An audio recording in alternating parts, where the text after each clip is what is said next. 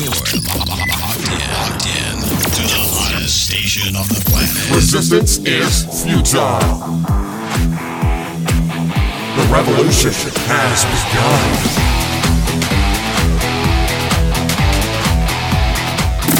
You're listening to Rebelpreneur Radio, helping you break the rules and build the business you need for the life you want. And now, broadcasting his pirate signal from somewhere beyond the status quo, here's your host, best-selling author, marketing and media strategist, Ralph Brogden. Hello and welcome to Rebelpreneur Radio. It's the show that helps you build the business you need so you can live the life you want. I'm Ralph Brogden. Well, how do you define success? Everyone defines it differently. For me, I think it is exactly what is reflected in the tagline. Success to me means building the business I need for the life I want. The question is, how do we do that? And everyone, of course, has different strategies. Today's guest believes that your habits will determine your level of success. And so I happen to agree, and I want to find out more about that. So we're speaking today with Michael Wynn. He is the owner of Coach Wynn. He is a habit success strategist, an international speaker, and best-selling author from Detroit with a background as a financial auditor, financial literacy trainer, and authenticity coach. Michael coaches people to optimize their performance by using habits. His best-selling book is called Habits Don't Lie. So, Michael Wynn, welcome to Rebelpreneur Radio. All right. How's it going? It's going great. And I got to let our listeners know that Michael Wynn is blessed with a name that fits in with what he does. His last name is spelled W-Y-N-N, and he is the owner of Coach Wynn, W-I-N. So he is from birth, right? From birth, right, dedicated to helping you win. I mean, even it's even reflected in his name. So, what a privilege to have you, Mr. Wynn. You are a best-selling author focusing on habit success, how to build success through our habits. And you say that your habits will determine your level of success. I want to hear more about that. First, tell our listeners and just tell me what got you to where you are now. What's your story? Well, my story is the third oldest of seven. I always had a desire, to help out and do more because we was a big family. There's 9 of us all together with my mother and father, and we needed the help and support. I just felt obligated to do more. So as a young person, I would take on the extra jobs, the paper routes, and work at the store, and still go to school and get good grades. It developed into me finding out more about people. I've learned a lot from my great grandfather that owned a farm, and I would watch how hard he would work, and I pretty much took on some of those tendencies to work hard. And it was a responsibility to learn more. And I developed into, obligations of working with habits of doing things every day or working harder. So I knew that I wanted to work in some type of business or some type of financial job when I was young, because I always handled money with my paper route. I was always treasurer on some of my school projects. So I just pretty much knew that I would align myself with something that would be working, with finances. So I became a financial auditor. I became a fraud examiner, and I also became an accountant. I worked in those areas for years, and I enjoyed what I was doing for a long time. So that was the start of where I believe my work ethics came from, Mm-hmm. And as I grew, I just knew that what I was doing would help people get better in what they do. So I guess that's my base story. So at some point you made a distinction about the importance of habits. What triggered that revelation for you? Well, the revelation came at a later time in my life.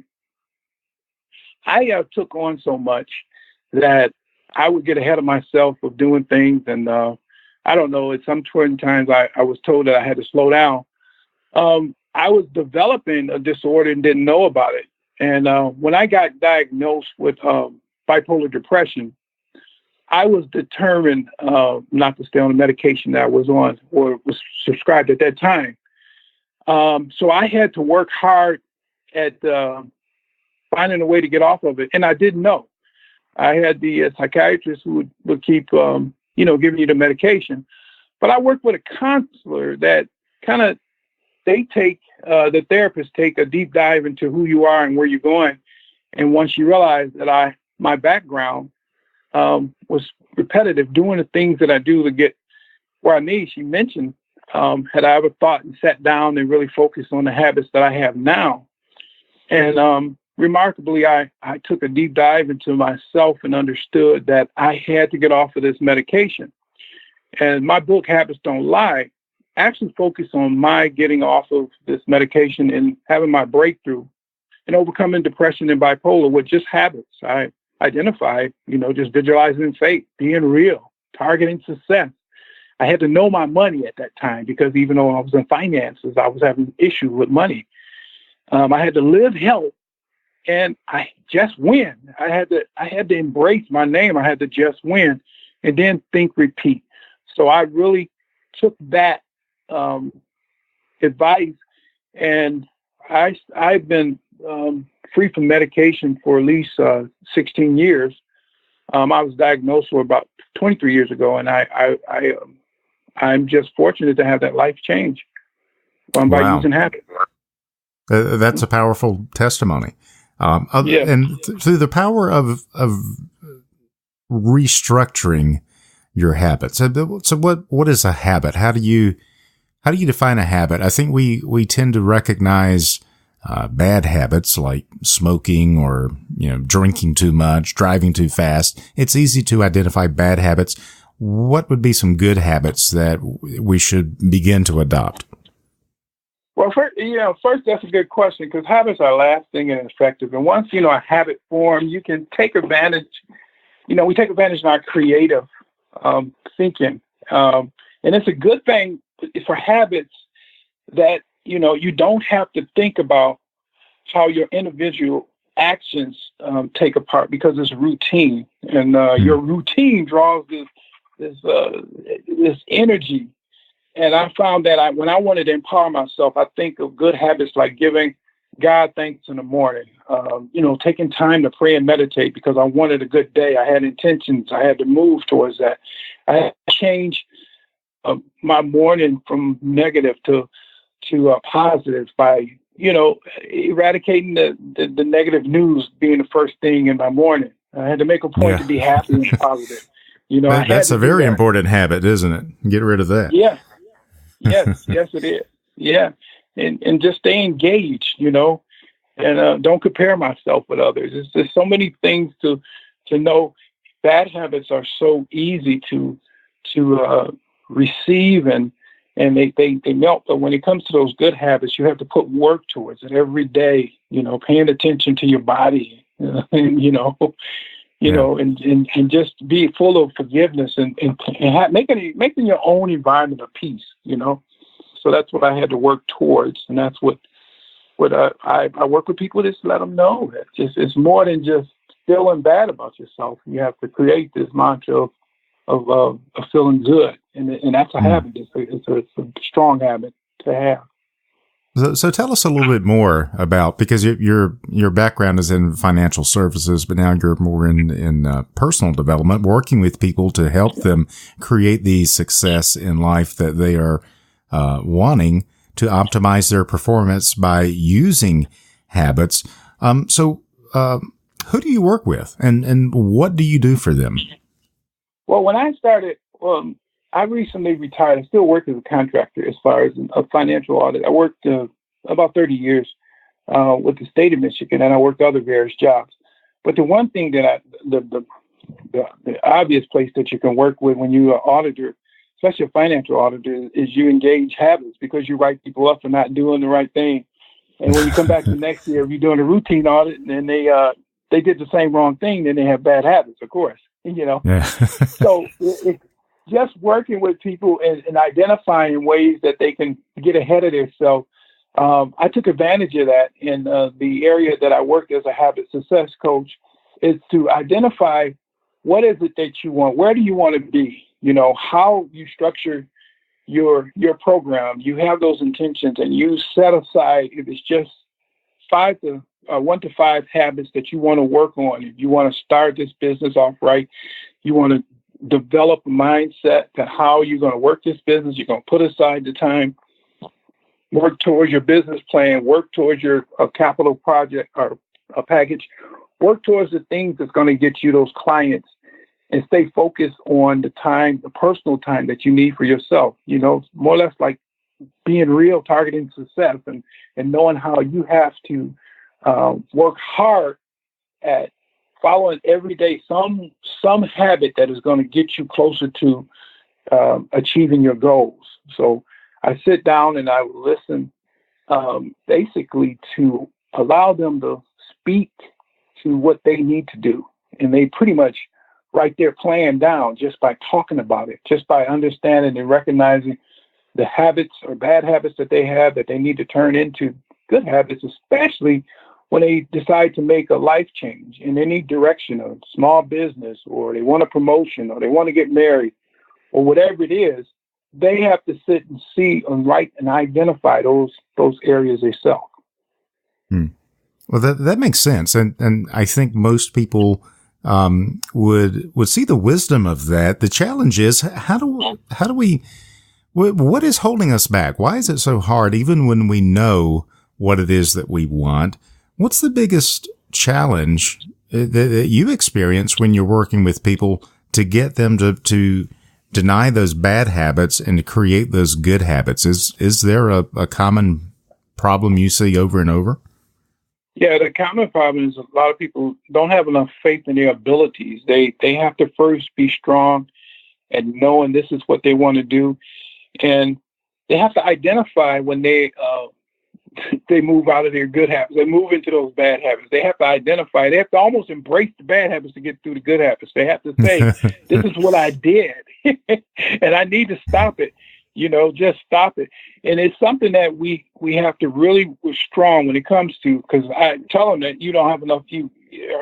Are you connecting with visualizing the faith that you can do this because you have to do it. You already identified it.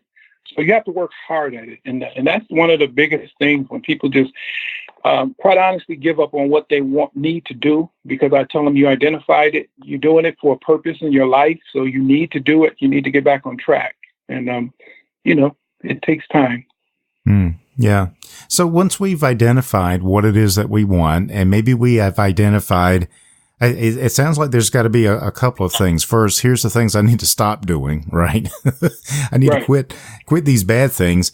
And here are the good habits that I want to establish. So once we've done that, what would be some steps for success? What are some main things we need to keep in mind as we begin this process of transformation? This transformation starts with being authentic, being real, knowing that you have the right to identify this is who you are, and this is where you have to go. You have to target the success by understanding this is all the people that you follow for success, and put stock into that you can be just as successful as that person that you want to identify with, and working hard at it. And of course, my favorite habit is just win. And I talk about changing your attitude. As a winner, you have to think about, I am putting myself in this situation because I already won. Now I'm ready to help somebody else. And as you grow, you just grow harder at doing the things that you need to do. And it was life-changing for me once I started my transformation. I learned to add on different habits that I wanted to keep track of, whether it's monthly habits, whether it's daily habits. I want to be clear on that I'm supposed to have this done in 30 days and what it's going to take to get this done in 30 days on top of all of the other things that I have to do. So it's important to know that, your habits do determine your level of success, because you're going to keep driving towards that success, and it's going to take those habits to get you there. And I think it's probably true that the whole idea behind the habit is, yes, it takes work. It doesn't seem like it takes any work to establish the bad habits, but you probably are working. You just don't realize it. And then once it becomes established, you're really not working at all. It's kind of unconscious. And you're saying that can work for us in a positive way, just like it worked for us in a negative way. So yeah, it's more work in the beginning, but the idea is that once you establish that habit, it kind of goes on autopilot and it's pulling on you instead of you having to work so hard. Is that the idea?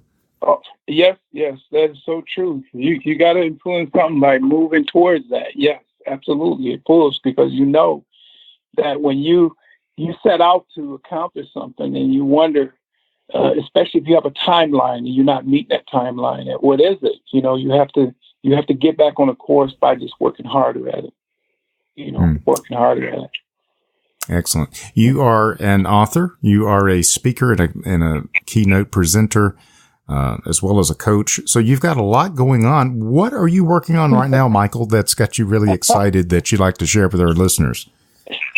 Yes, believe it or not, I was fortunate. I wrote my first book, Habits Don't Lie, a year ago, and amazingly, I was pleased to make bestseller. I made number 2 out of 100, and as I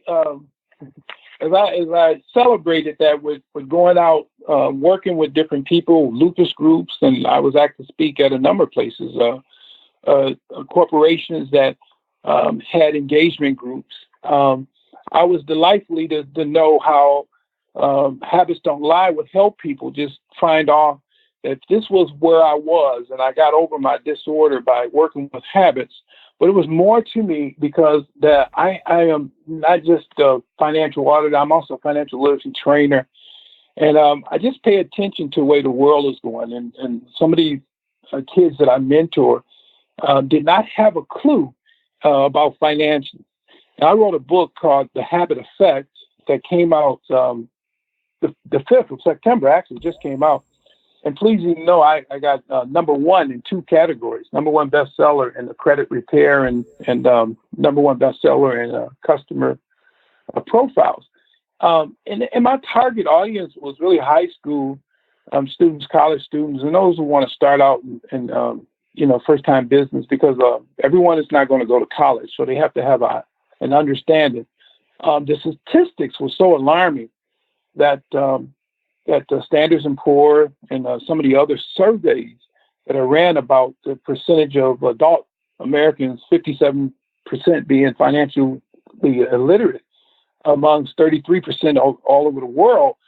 And the millennials are moving at a slow pace of understanding because they don't teach a lot of this in high school.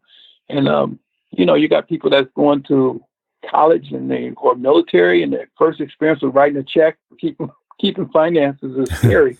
So I wrote this book to target that, and I'm hoping it helped.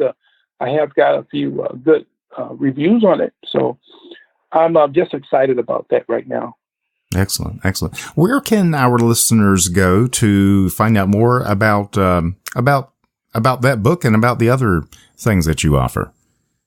Yes, you can go to michaelwynn.com. That's MICHAELWYNN.com. And I have a lot of information on there, and I'm so excited to work with people in that regard to my book. I am going to be releasing some programs out soon that can really get people to understand a true sense of working, not just with habits, but just optimizing their performance, their daily performance of living a life of happiness. It means that you have a structure with just being a routine person, Don't let the bad stuff get you down, try to eradicate some of those bad habits. That's my goal.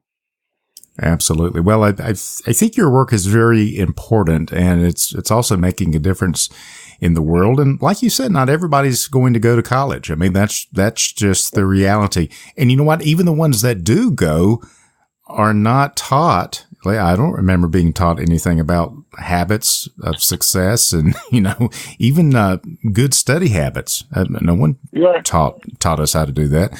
So what you're doing is so important, and it has application and impact in every area, in our personal lives, in our professional lives, in our business. So I really appreciate what you're doing and the impact that you're creating in the world, Michael. Any final thoughts or words of wisdom that you'd like to leave us with? Well, yeah. I always think when I started Habits, when I was reading, I found one of the most excellent quotes from Jim Rohn. He said, the challenge, let others lead small lives, but not you. Let others argue over small things, but not you. Let others cry over small hurts, but not you. Let others leave their future in someone else's hands, but not you. And when I heard that quote, I was saying, wow, that is so powerful, that I was going through my transition, and I always say you have to grab onto something that you can hold and visualize how you change. And so I hope that for many, I hope that that everyone is listening. Just know your habits will determine your level of success. Very important and very motivational. So I appreciate that. Michael Wynn, he is the owner of Coach Wynn, a Habit Success Strategist, international speaker, and best-selling author of the book, Habits Don't Lie, 7 Habits to Overcome Obstacles to Win. You can find out more at michaelwynn.com, and we'll have that link on the Rebelpreneur website as well. Michael, thank you so much for your time today. I appreciate you sharing your expertise with us, and best wishes and good success to you and all of the positive things that you're doing in the world. I thank you too, Ralph, for having me on here. I had a great time. Thank you. You've been listening to Rebelpreneur Radio with Ralph Brogden. Download the show notes and much more at rebelpreneur.com.